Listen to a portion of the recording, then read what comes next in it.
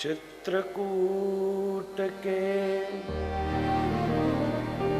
घाट पर भई संतन की भीड़, तुलसीदास चंदन घिसे तिलक देत रघुवीर।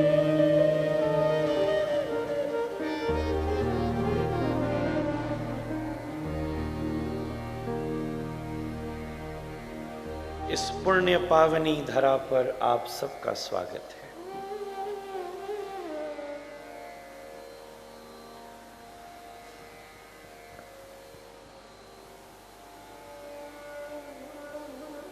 भगवान श्री राघवेंद्र सरकार के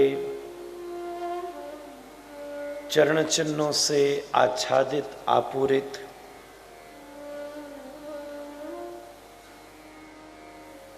उनकी साधना से सिद्ध ये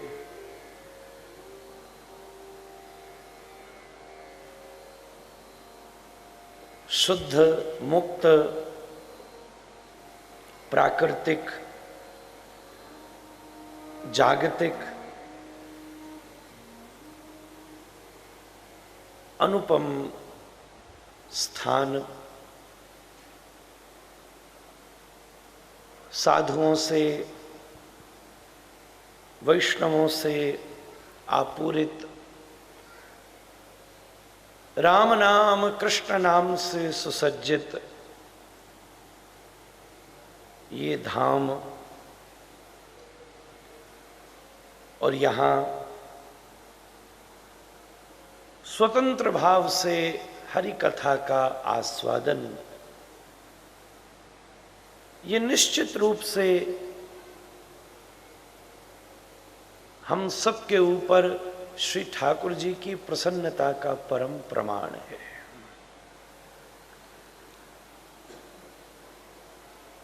ऐसे तीर्थ में आना ही असहज है, फिर रह जाना और भी दुर्लभ है, और रहकर भी ग्रंथ का आस्वादन ये अतितम दुर्लभ है, दुर्लभतम है, अत्यंत दुर्लभ है, अकल्पनीय है। और अगर मैं ये कहूं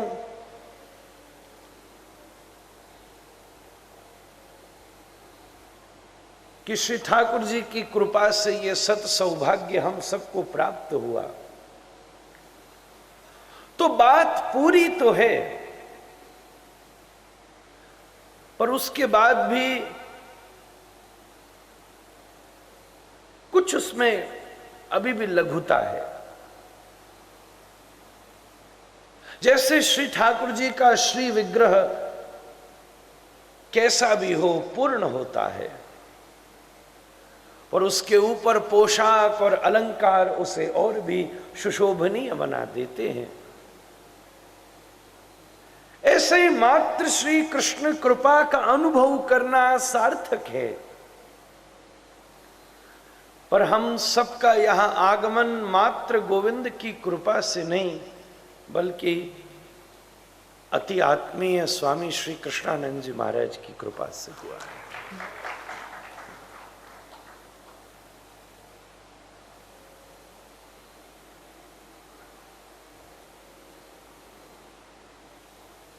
आप श्री का अज्ञात रूप से किया हुआ भजन प्रकट हुआ, और फल रूप में हम सबको चित्रकूट की इस यात्रा का सौभाग्य दे गया। वो भजन सफल हुआ। हम सब अपने जीवन का कितना भी अवलोकन कर लें, आप अपनी जानो मैं तो अपनी कहूं, तो ऐसा कोई भी सुकृत प्रगट रूप से प्रतीत नहीं होता कि इतनी सुलभता से ऐसे निज धाम में बैठने का सौभाग्य मिल जाए। मेरी तो नहीं है, आप सबकी हो तो आप जानो।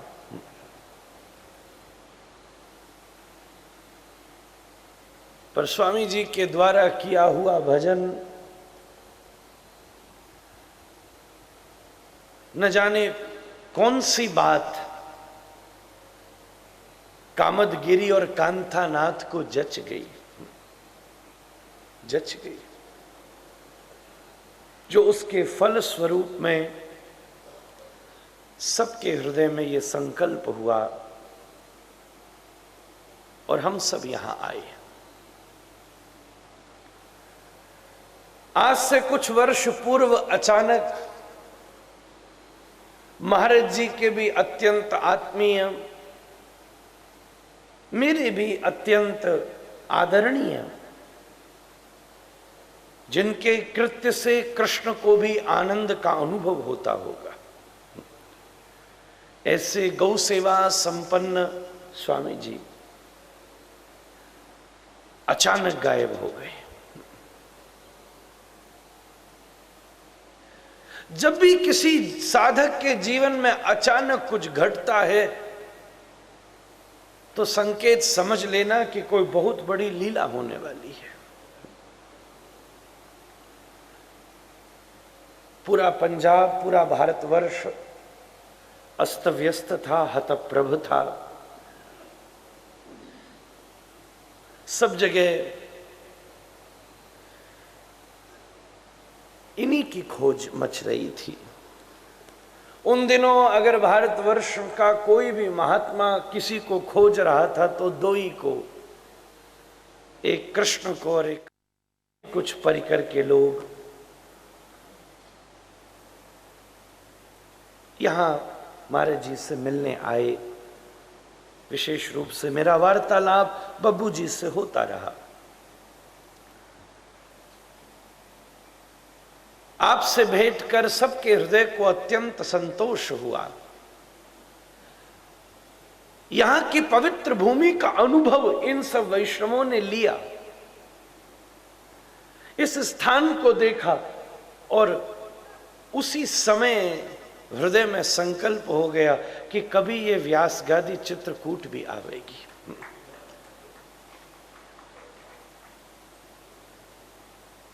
यहां का आकर्षण ऐसा था महाराज जी कि हमें शुकताल की कथा निभाने में बड़ी दिक्कत हो गई। इन सब का मन डोल चुका था। बोले महाराज शुकताल स्थगित करिए, चित्रकूट चलिए, चित्रकूट चलिए। कथा से ज्यादा हमारी इसमें मेहनत लगी कि तुम शुकताल डटे रहो, अगले साल चलेंगे।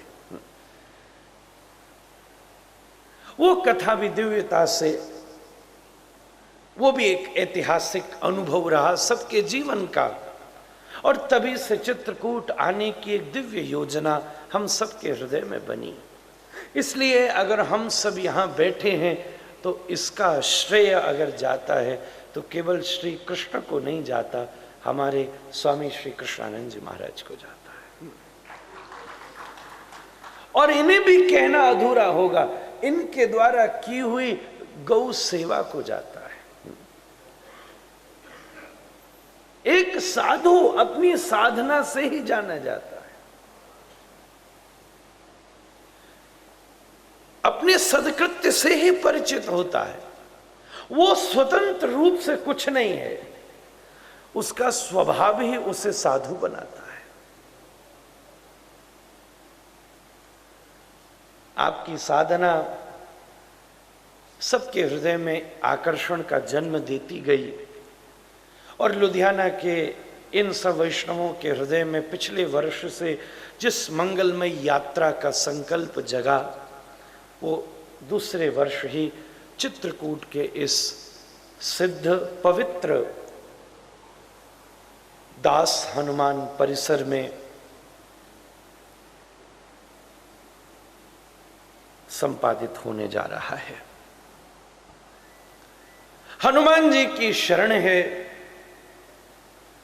चित्रकूट स्थान है, संतों की संगति है और रामायण की कथा है। बंधुओं, क्या इससे तुम सबसे बड़ा धनवान इस समय कोई और होगा? आप सबसे, हम सबसे बड़ा अमीर इस समय धरती पर कोई दूसरा नहीं होगा, क्योंकि ये सौभाग्य कि बड़ी से बड़े वैष्णव मात्र कल्पना करते हैं, जो इतनी सुलभता से हम सबको प्राप्त हो रहा है। मां मंदाकिनी का तट, राम के चरणों से सींची हुई भूमि, भगवान शिव का मंगल में साधन सिद्ध संपन्न स्थान, यहां का प्रत्येक, मैं आज सुबह जहां था वहां से समस्त वृक्षों का दर्शन करता था। ये मेरी निजी अनुभूति है। मैं सच कहूं तो मुझे यहां एक भी पेड़ नहीं लगता था, बल्कि वृक्षों के रूप में बैठे हुए तपस्वी महात्माओं का दर्शन होता था। ऐसे चित्रकूट का स्थान,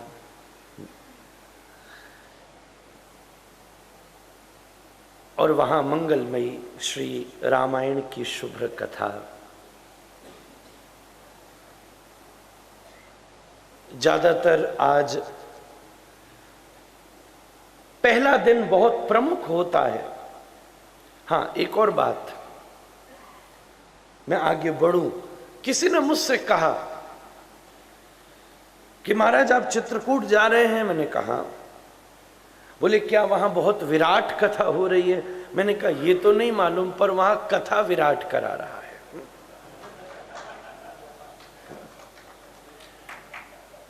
ये तो जाऊंगा तभी पता चलेगा कि कथा कितनी विराट हो रही है, पर कथा की व्यवस्था परमादरणीय प्रिय विराट जी के हाथों में है, तो स्वाभाविक रूप से विराट ही है। जब व्यवस्था ही विराट करे तो कमी और छोटापन लग कहां सकता है? आप सबकी लगन से ये आयोजन बड़ी व्यवस्था के साथ हो रहा है, और शुकताल और चित्रकूट की व्यवस्था में इतना फर्क है कि पिछली जितनी कमी थी उस सब पर पुताई हो गई। जैसे दीवार की चिनाई में कमी हो तो पेंट छुपा देता है विराट जी। शुकताल में लोग बड़े भुने गर्मी में, पर चित्रकूट की व्यवस्था में सबको ठंडक की अनुभूति हुई, चाहे कमरे हों और चाहे कथा हो। इसलिए अब इस बात की भी चिंता मत करना। पिछली कथा में उसकी चिंता जरूर थी, पर इस बार उस व्यवस्था की भी चिंता की जरूरत नहीं है, क्योंकि सब कुछ आपके अनुकूल है। पिछली व्यवस्था में आई कमी गोपाल ने इस बार पूरी कर दी, इसलिए अब उससे भी निश्चिंत होकर आप सब भाव से विराजमान हो, तो ये कथा की सौभाग्यता सहजता से जीवन में उद्भावित हो जाएगी। आज पहला दिन है महाराज जी, आज का दिन सबसे महत्वपूर्ण है। आज कथा की भूमिका तैयार होती है, आज कथा का नींव रखा जाता है, और मैं सुबह से बेसब्र था, क्योंकि आज जैसी भूमिका बनी अग्रिम यात्रा उसके अनुसार चलेगी। आज जहां उंगली टेकी क्रम वहां से शुरू होगा। रामायण अनंत है, हरि अनंत, हरि कथा अनंता। सबसे बड़ा उद्यम है। आप सबकी यात्रा लुधियाना से शुरू हुई। राम कथा भी एक यात्रा है, राम कथा भी एक यात्रा है।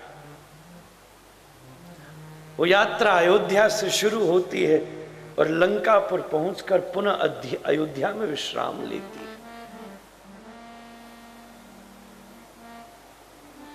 उस यात्रा में ये अवलोकन करना कि इस कथा की यात्रा को कहां से शुरू किया जाए, ये सबसे बड़ा निर्णय है इस पूरे 7 दिन का। और सारे निर्णय तो हो गए, अब ये सबसे बड़ा निर्णय है कि कहां से उठे विषय। इस पर लेकर भी बहुत लंबी योजनाएं थी बंधुओं। आज पहला दिन है इसलिए सब कह दे रहा हूं, अब फिर तो प्रसंगों में हम लोग स्नान करेंगे। योजनाएं राम बारात की भी हुई, भाई पूरी नवान्न करेंगे, राम जी का जन्म भी हो, राम जी का विवाह भी हो, भव्यता से चित्रकूट पर बारात निकले। पर हमारे बाबा ने अड़ंगी डाल दी ब्रजवासी की। बाबा बोला महाराज चित्रकूट बारात की जगह नहीं है। चित्रकूट कहां, या तो वो अयोध्या है या वो जनकपुर है। और इन्होंने एक लालच और दे दिया, और ब्राह्मण से काम कराना हो तो सबसे आसान काम होता है लोभ। हमसे कहा महाराज जी कभी जनकपुर भी कथा कर लेंगे। हमने कहा फिर छोड़ो बारात, बारात के चक्कर में कथा चली जाए, फिर ही करेंगे।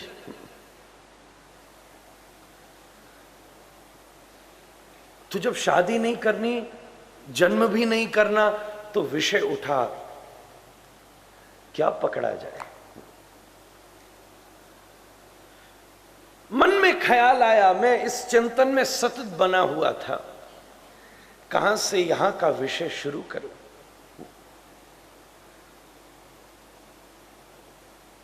राम आप ही कुछ प्रेरणा दें,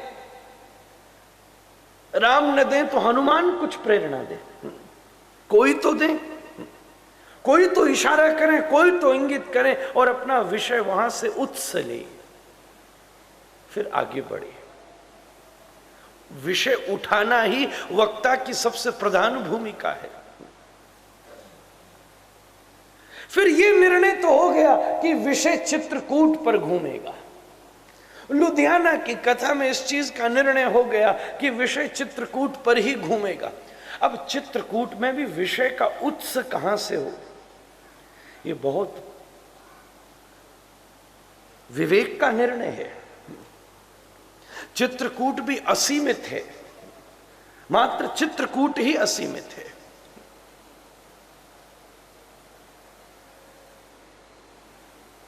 तो मन में एक भाव आया, राम जहां से ले जाएंगे वहीं चलेंगे। और कुछ स्वाभाविक रूप से ऐसी भूमिका बनी कि मैं भी चित्रकूट वैसे ही आया जैसे राम आए। इसका मैंने निर्णय नहीं किया, इसकी मैंने योजना नहीं करी, इसका मैंने विचार नहीं किया। अगर चित्रकूट का ब्रज का रास्ता है, सच में देखा जाए शास्त्रीय दृष्टि से अगर ब्रज में प्रवेश करना हो तो उसका द्वार है मथुरा, और मथुरा भी विश्राम घाट। विश्राम घाट से ब्रज का प्रवेश प्रारंभ होता है। श्रीमन महाप्रभु वहीं से आए, विश्राम घाट से जन्म स्थान, और फिर यात्रा आगे बढ़ी। वल्लभाचार्य वहां से आए, भगवान श्री रामानुजाचार्य वहां से आए। ब्रज प्रवेश का वो मार्ग है। चित्रकूट का शास्त्रीय प्रवेश, शास्त्रीय प्रवेश। वैसे तो ट्रेन से तुम चाहे करवी सीधे पहुंच जाओ, हवाई जहाज तो यहां हेलीकॉप्टर से सीधे उतर जाओ, गाड़ी से जहां से आ रहे हो वहां से घूम कर आ जाओ। पर अगर वाल्मीकि जी के चरणों को पकड़कर चलना हो तो चित्रकूट का प्रवेश प्रयाग से है। प्रयाग ही चित्रकूट में प्रवेश देता है, प्रयाग ही इशारा करता है चित्रकूट की तरफ। और ये प्रेरणा मुझे कल की यात्रा से हुई। मैंने ऐसा सोचा नहीं था, पर मैं भी प्रयाग से आया। बहुत सारे विकल्प थे, गाड़ी से, गाड़ी भी आई, गाड़ी में भी आ सकता था, रेलगाड़ी में आप सब आए उसमें भी आता तो मौज दूसरी होती।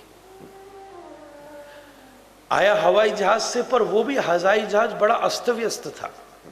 मुझे बहुत लोगों ने मना भी किया, क्योंकि पूरे दिन भर में विराट जी एक ही चलता है, और कल का छूट जाए तो लेने की देनी पड़ जाती। आज पता नहीं कौन आपको कथा सुना रहा होता। और वो भी ऐसा कि बजाज जी मुझे सुबह ही इंगित कर रहे थे, छोटा एक ही चलता है, वो भी पुराना है कुछ। और एक बार जब इनका कोई मित्र आ रहा था तो पायलट बाथरूम करने गया और उसमें बंद हो गया,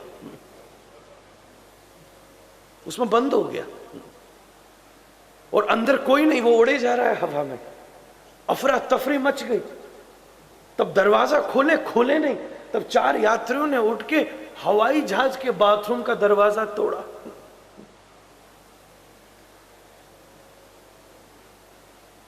तब जाके पायलट साहब वहां बैठे और लोग प्रयाग उतरे। अगर दरवाजा नहीं खुलता तो प्रयाग नहीं उतरते, प्रयाग के फल में उतरते। प्रयाग पहुंच के जहां पहुंचा जाता है ना, सीधा वो हवाई जहाज वहीं मोड़ लेता। गरुड़ पायलट से कहते तू हट, अब मैं उड़ाता हूं, चल वैकुंठ चलते।